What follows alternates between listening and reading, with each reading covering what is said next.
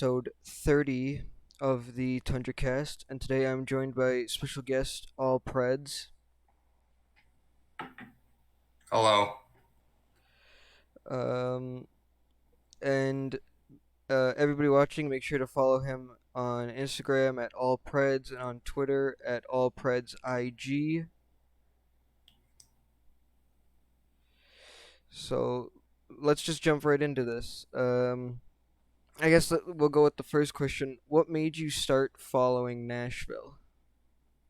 Well, I started getting into hockey when I was 10 years old, and my dad, he's from Montreal. He's been a Canadiens fan for over 40 years.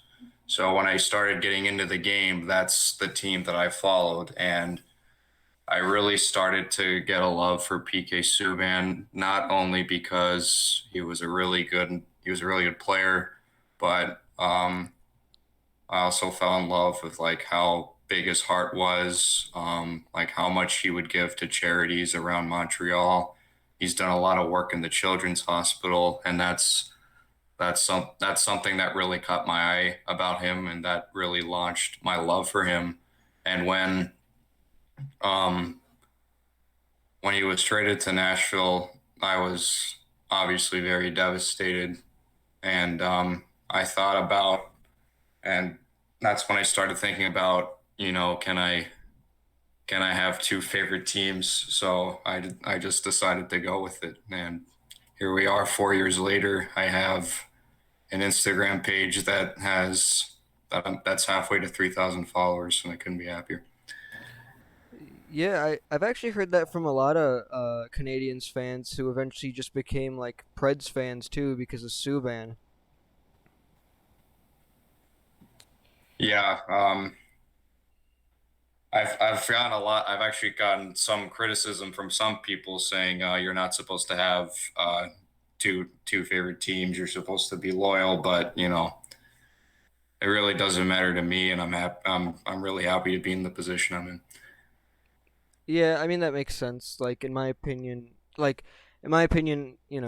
only have one favorite team, of course, but as long as you're not just jumping from team to team, if you're loyal to like two teams, so like that's fine as long as you're loyal, in my opinion. Yeah, of course.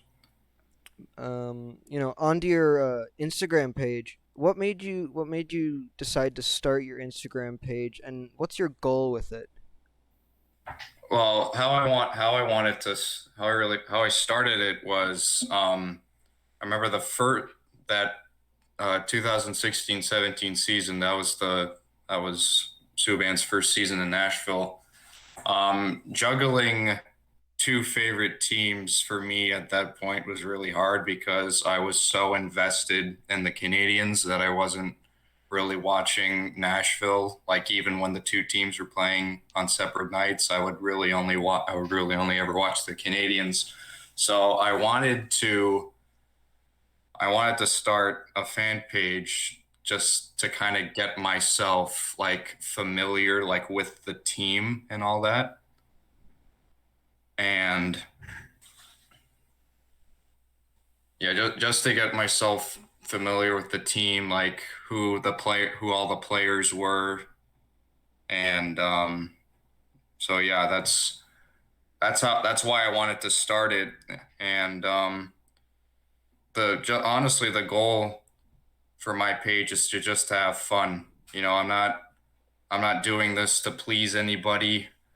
I'm just here to have some fun and meet some new people.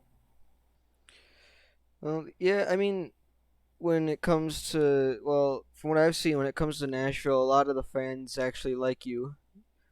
Uh, the only criticism I've ever seen you get is how late it takes you to get videos of the goals we score, which is Oh an yeah, that is true. I've been trying to find different ways to get it because because I know people can be picky sometimes, but yeah. it's not easy to get the goals like right like minutes after they're scored. I usually have to wait a little bit, but Yeah, for sure. I mean, that's not a big deal. hopefully with the NHL now having like affiliate like with ESPN and TNT, And with new like social media deals and all that, I'll hopefully get a way to get the goals faster. And it makes me feel really good that people enjoy my page and appreciate what I do, and it just makes me really happy. Yeah, we're a very welcoming fan base, to be honest. Unless you're a Hawks fan. Yeah. Um, so what's your opinion on the Nashville Predators management with Poyle and the coaching staff surrounding the team? Well, going into this season, I kind of expected the team to finish where they did. I expected them to be around uh, fourth that fourth seed in the Central, maybe the third. So my expectations weren't too high going into the year. To me, the start we had this year was kind of expected. I didn't think we would win a whole lot of games, and I was honestly expecting around like late February, early March to things just to start blowing up. Hines would get fired. Um, Ekholm, Ellis, those guys who we thought would be traded would end up getting traded. But it was really that 8 game road trip that really turned the team around, and I was really excited to see all the young guys we got to see this year. You know, Jeannot, Trennan. We got to see more of Tolvanen this year because at the beginning of the year, Hines really wasn't playing any of the younger guys, and then sort of that quarter way into the season, we guys were just dropping with injuries like flies, and then we got to see then those young guys had to come into the lineup, and I'm really happy and proud of the impact they had, and they even got to have some good playoff minutes. Um, but I'm really proud of how this season went, like based on my at least my expectations going into the year. But and I'm happy with how I'm really happy with how Hines did, to be honest. Yeah, in March he looked like he was done, and I think he did a really good job getting the players to buy into the system and getting them to play for each other.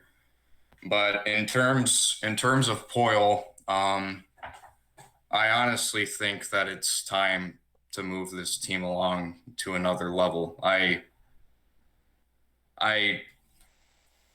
um sorry, but he's obviously been here. He's obviously been here the entire since the franchise was born, and I think it's just gotten to a point where we need a fresh face at the top. And as much as I hate to say it, I really don't think we're winning a Stanley Cup as long as he's at the top. I mean, I can kind of see that, but in my opinion, I don't think Poyle is the problem. Especially this offseason kind of showed me that while it might not look like he's making smart moves, he made a lot of smart moves, like bringing in Howla. He got Gronlund for cheap again. He got Cunnin. He brought in Benning. So he brought in good pieces to help us. Yeah, My big issue with this entire season wasn't any of the free agent signings or anything. It was Hines' coaching in the playoffs because, well, not just Hines but a lot of the coaching staff during the playoffs and the regular season, mainly because of the special teams, and especially in the playoffs, yeah, Hines refusing to play people like Grimaldi and Fabro. yeah. That didn't make any sense to me at all.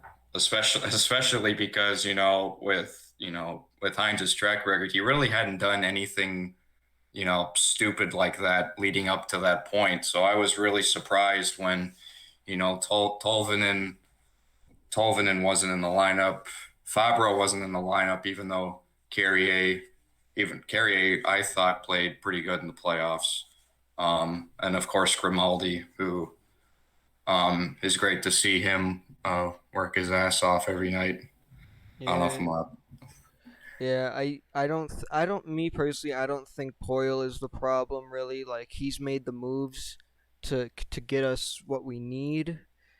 And Like, I'm not trying to say that I'm not trying to say that he is the bad guy here. oh no, no. I'm just throwing that out there. Like, Yeah, I get you. I personally just think that it's the coaching staff, and it's been the coaching staff since Trotz left. To be honest. yeah. Um, in your opinion, what moves would you like to see Nashville make this offseason, and who would you like to see us lose in the expansion draft, and who do you think will lose in the expansion draft? Um, Starting with the expansion draft, it in my eyes, it's probably going to be one of Duchesne or Johansson. And out of those two, I think it's going to be Joey because I think he has more upside than Duchesne just because Duchesne over his career has had more of that sort of loser mentality ish, that kind of thing. I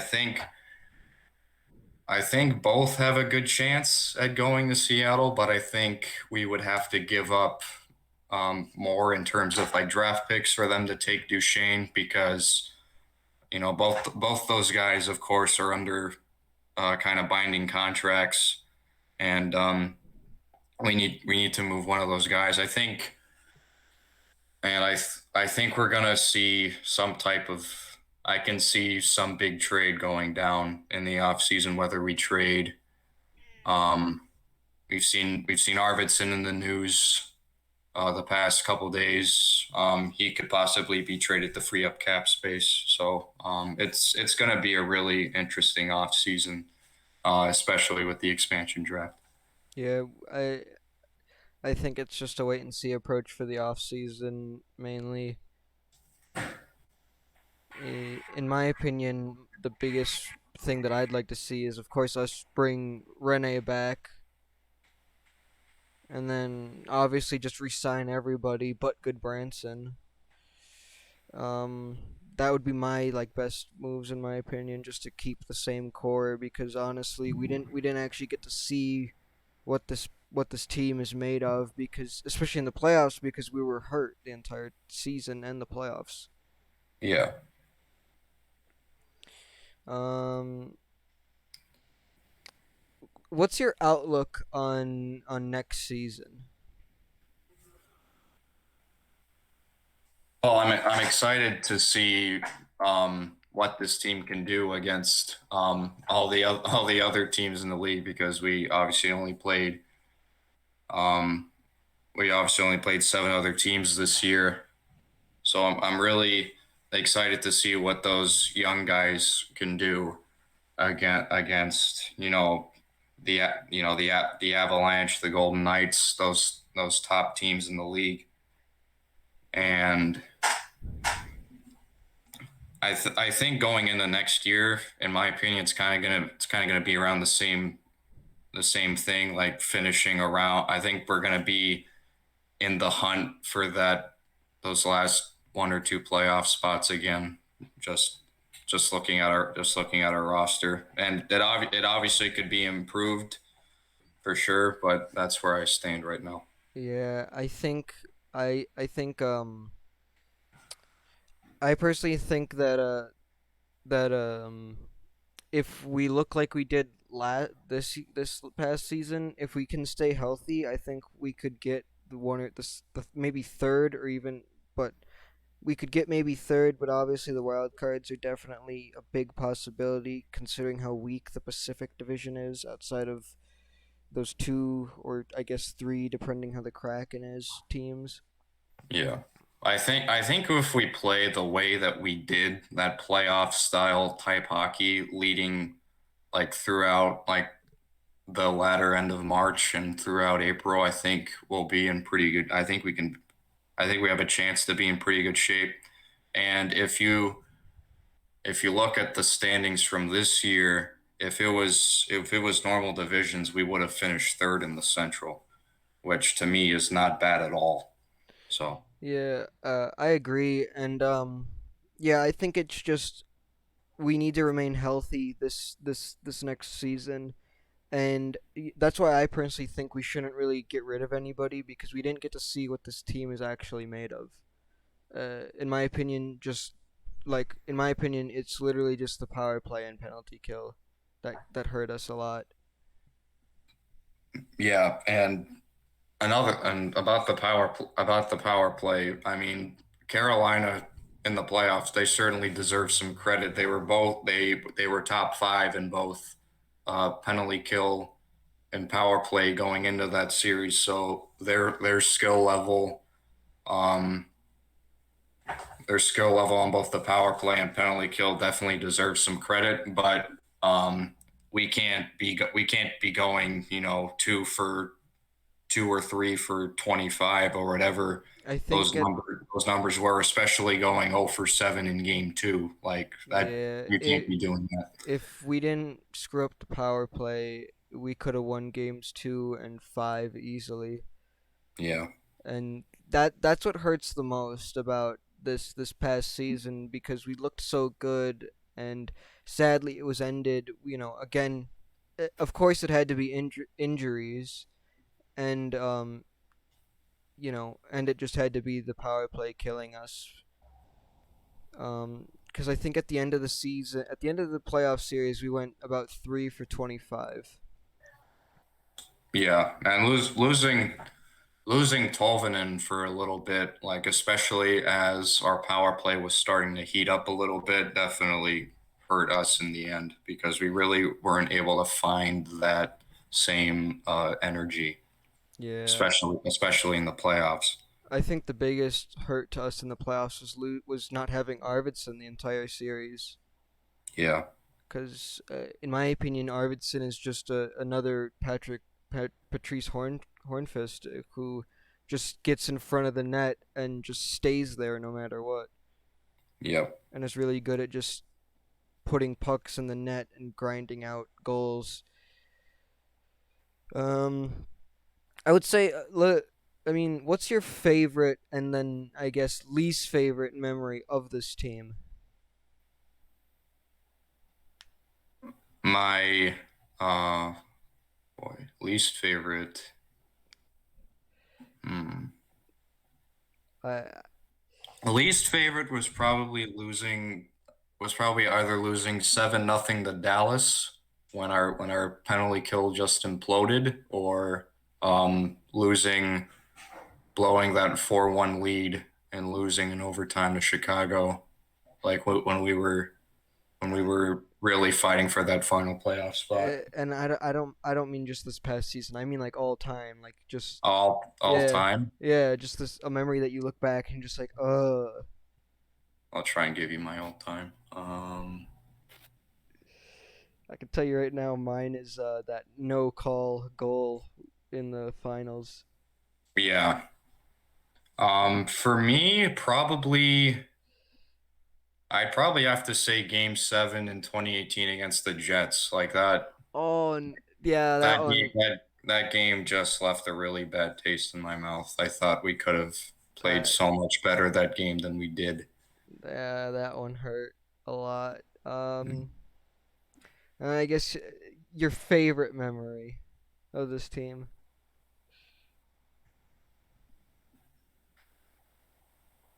I'll start with my favorite from this season. That I have to go with that that Eric Halla game-winning goal against Dallas in the 1-0 win. That was the game that really propelled us to getting into that final playoff spot, because there's no knowing what happens if we didn't win that game. And I just remember going completely nuts when um I saw Ekholm put that puck in front and Hala tap it in. So Yeah, I was immediately like jumping up and down, and I think we immediately started texting each other about it. yeah, I Like, remember that. yeah, My favorite moment all time, the last 4 years. That's tough. Wow.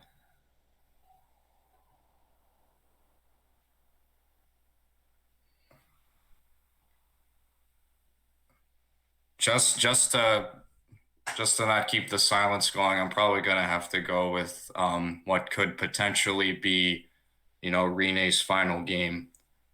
When Oh, we that when we got the 5-0 win against Carolina. When yeah, I seeing Rene, take that lap around the ice, and everyone on their feet, and it's really been a privilege to watch him personally over the last 4 years. I yeah, know how much he's meant to this. I know how much he's meant to the city, um, since he's been here for almost 20 years, and it brought tears to my eyes. It really did.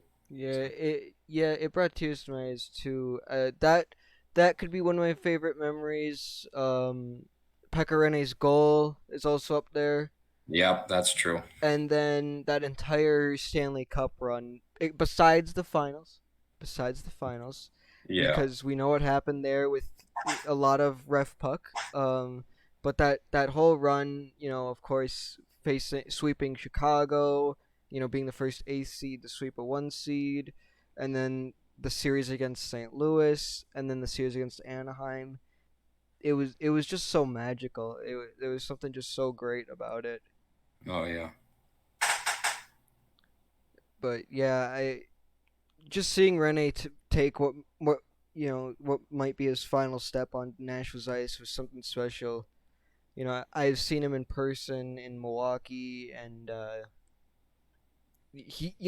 entire time I've been a Preds fan, he's been there, and it's so weird. It's gonna be so weird if to not see him in a Preds uniform. Yeah. I'd rather have him retire than go to a different team. As much as I'd like him to win a cup, I'd like him to end Yeah, his career in Nashville. yeah. I think the biggest rumors are he's either gonna just resign, retire, or just go to Olin, his hometown team. Yeah. Um, when it comes to Nashville, uh, like when it comes to like our captains and everything, do you agree that Roman Yossi is the best leader on and off the ice? Like obviously Rene's up there, you can't give the captaincy to a goalie. Well, I'm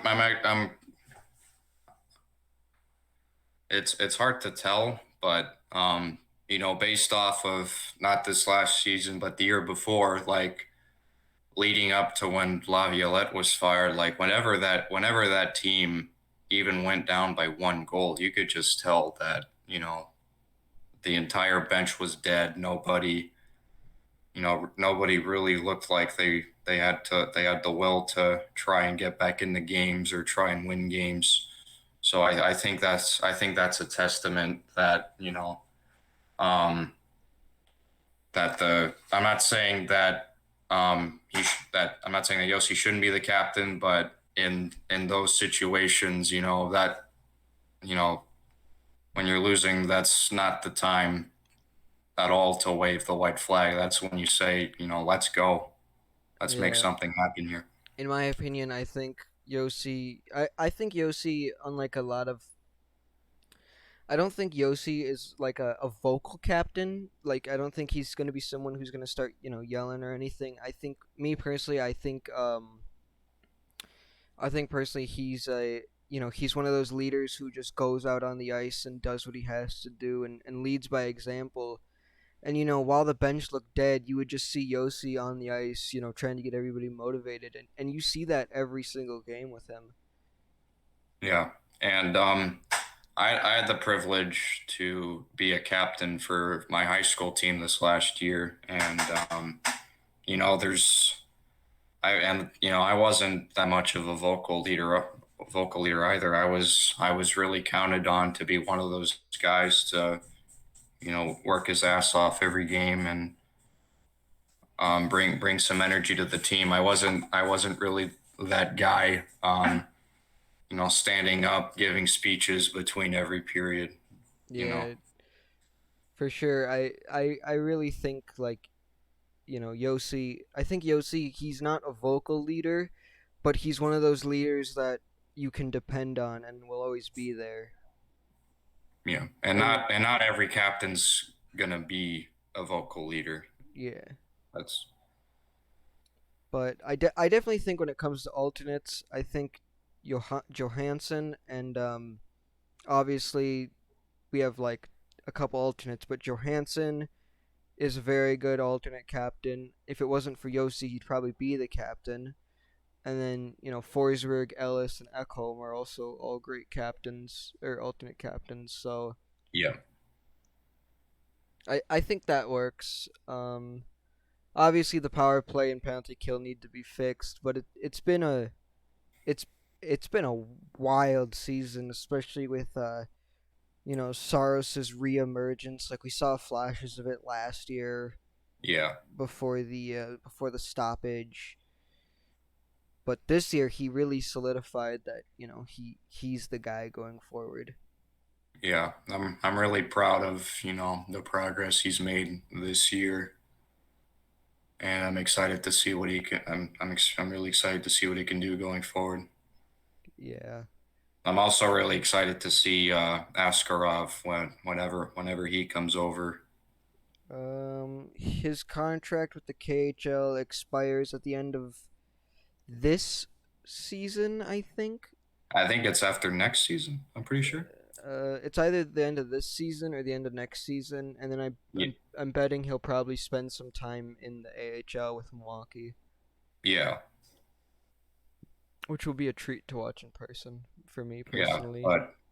But for now, Saros is our guy for sure, and I'm really happy for him, and I'm really excited to see what he can do. Yeah, I'd say most important though for this team with big contracts coming up is getting Forsberg relocked up. Yeah, I know he wants to come back, so if we can get him for a long-term deal, then that would be the best option. yeah, and it'll definitely be interesting to see what happens with the expansion draft. Arvidsson's name being thrown around a little bit. Yeah, Um, when it comes to Predators rumors, it's always weird because you see players get thrown around in rumors, and then you just see Poyle just say like, "Yeah, there was never any plans to trade him." Like I remember when Forsberg was there on like the rumors, and Poyle was just like, "No."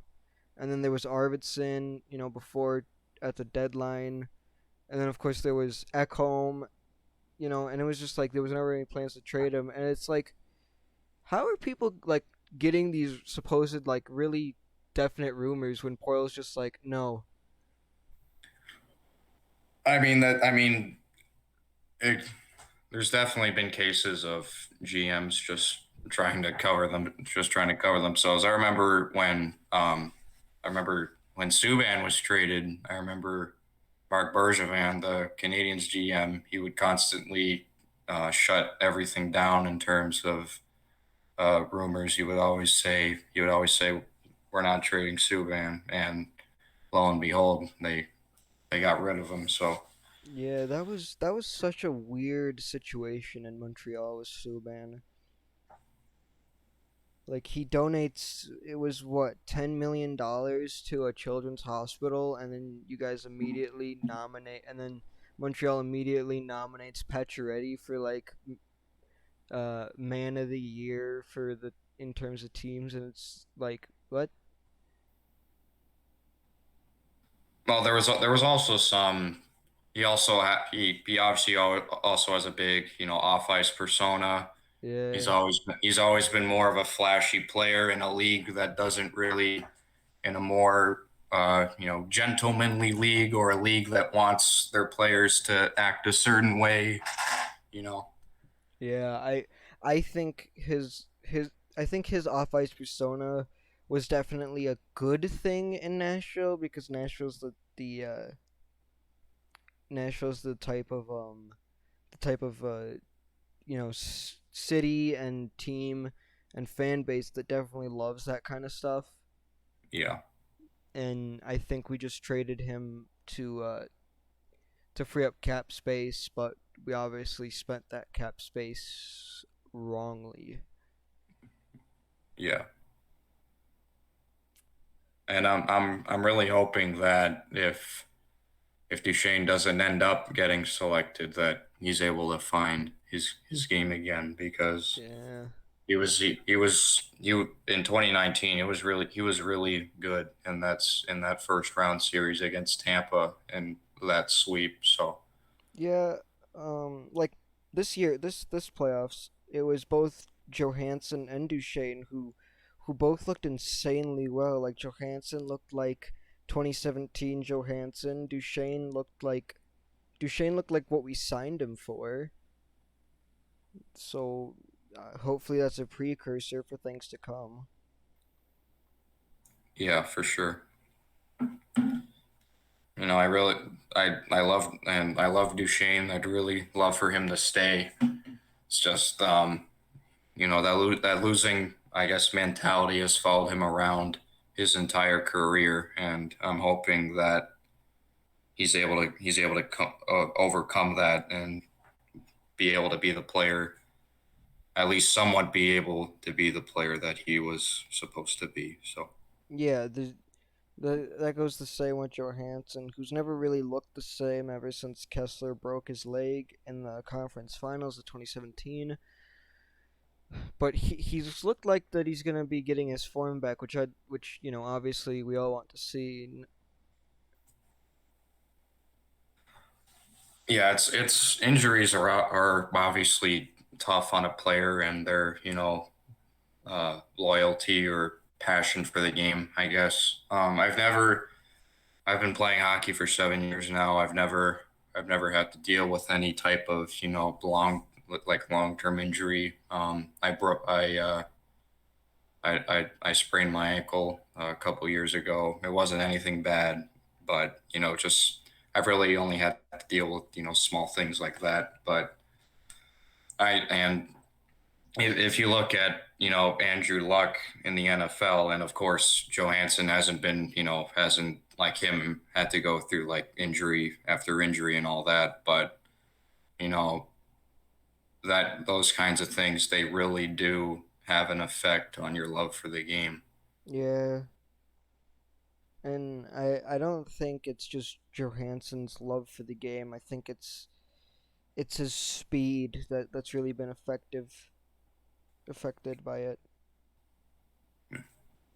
And I'm not trying to say I'm not trying to say he's not passionate or doesn't want to be here. I'm just saying that you know if injuries, even though it was just that one broken leg he had, that one big injury, it can really those kinds of things really do have an Yeah, effect on your body. it it really affects your body. It really affects your mentality. It Yeah.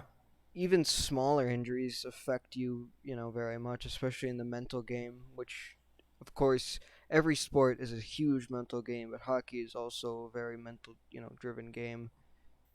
Yeah, for sure. But I think that about wraps this episode up of the Tundra Cast.